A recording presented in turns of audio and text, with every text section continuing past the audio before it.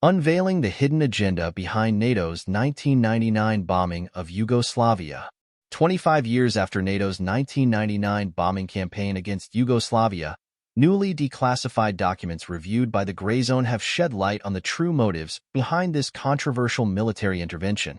This investigative report aims to uncover the secret agenda orchestrated by top British officials, led by Prime Minister Tony Blair, to push for strikes on civilian targets and involve U.S. troops in a plan to occupy Yugoslavia and topple President Slobodan Milosevic.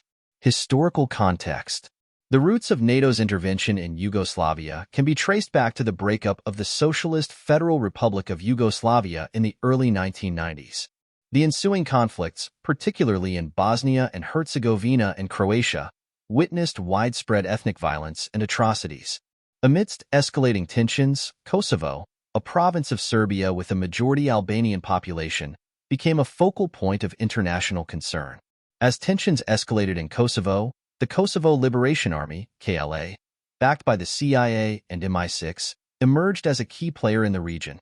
The KLA's ties to extremist groups and involvement in criminal activities, including the narcotics trade and organ harvesting, underscored the complexity of the situation. Meanwhile, President Milosevic's government in Belgrade faced accusations of human rights abuses, fueling calls for international intervention. Tony Blair's push for military action. The declassified documents reviewed by the Grayzone reveal Tony Blair's relentless push for military action against Yugoslavia, even at the expense of civilian lives.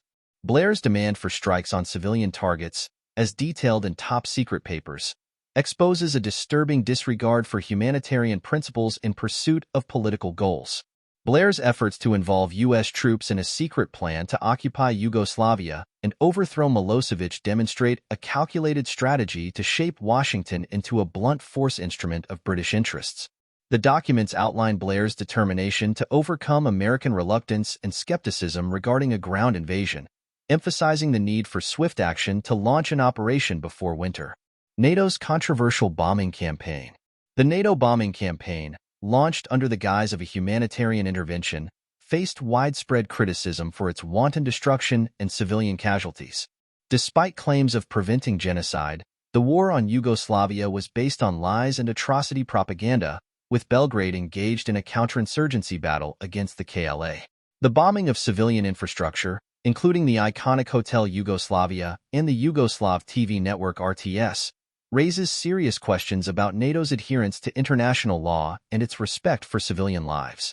The deliberate targeting of media outlets and the subsequent killing of journalists underscore the extent of NATO's disregard for press freedom and civilian protection. Consequences and legacy. The aftermath of NATO's intervention in Yugoslavia was marked by chaos and instability.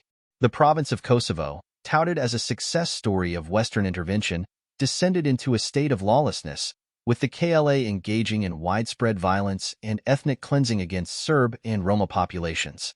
Blair's role in shaping U.S. military interventions, from Yugoslavia to the post-9/11 global war on terror, reflects a broader pattern of British-led efforts to maintain global dominance.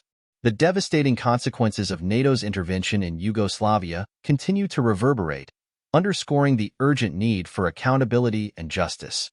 Conclusion. The declassified documents reviewed in this investigative report provide a damning indictment of NATO's 1999 bombing campaign against Yugoslavia.